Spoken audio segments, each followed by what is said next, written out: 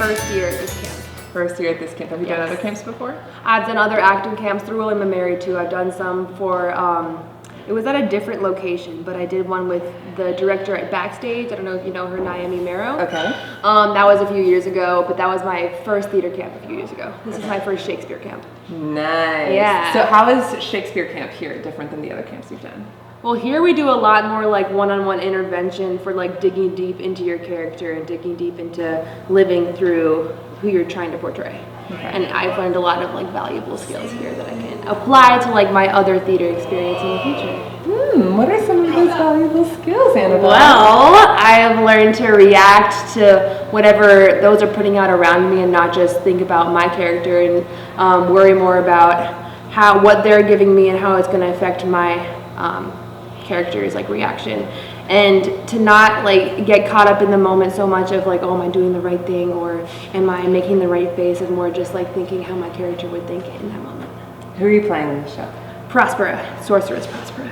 Sorceress Prospera. Yes. So we've split Prospera into two different kind of parts of her personality. We have a Sorceress Prospera, and then we have kind of the Mother Prospera. So what have you learned about Prospera in the camp? I have learned that she is a multifaceted character. She's not just there's not just one side to her. Some people would think that the Sorceress Prospera is more evil, but you know, any evil character doesn't describe themselves as evil. They're more, like they would say, it's mischievous, ambitious, like go-getter type of thing. So I'd say that Prospera is all of those things.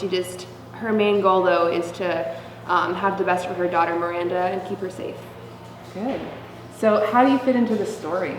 How does Prospera fit into the story? Prospera fit into the story? So Prospera is really the start of the story because she is what brought everyone to the island. So brought Antonia, Sebastian, Ferdinand, all of them to the island at first because she has Ariel as her right-hand man,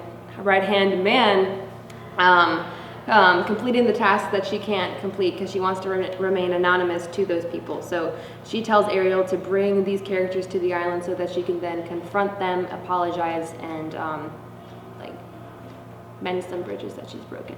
Yeah, absolutely. If there's one thing that you can convey to the audience through your character, what would that one theme be? My one theme for Prospera to convey by the end of the play. What's the story you want to tell? I want to tell them that you can be super caring and comforting to your daughter, so be like a motherly character, as well as being someone who's strong and willing to go to certain lengths just to protect that daughter. So you don't just have to be like a soft motherly character, you can be both, and that's like a full experience. What do you want the audience to take away from the show? What's your hope for them to take away after they see The Tempest? What do you think of the main theme of The Tempest? What do you do at the end in the last scene? I forgive everyone. So the main theme for the audience is that no matter how bad someone's wronged you, you can still forgive them just to make your life easier. Because it's like, hate is a really heavy thing to carry around with you. And so Prospera kind of shows us that after you forgive those who've terribly wronged you, you'll feel so much better. And what did we talk about the other day in your character work as far as forgiveness? Antonia does what? What is Antonia's reaction? Antonia doesn't forgive me back. It doesn't repent. Okay. So can you still forgive her? Yes. Yes, even if she doesn't repent. So you can be the bigger person and initiate that forgiveness before they even step forward. And so is this applicable to real life? Yes. Very. See, and that's the story that we take away, is that theater isn't just something we leave at the doors of the theater. Theater is something that we take away with us every single day. So when they come to these camps, they're not just coming here to tell a story and leave. They're coming here and learning who they are as individuals.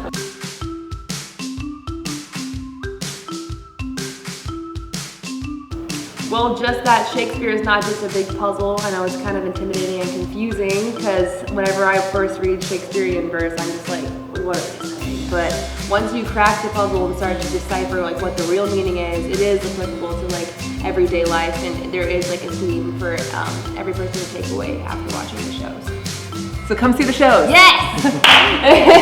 Send your kids to camp.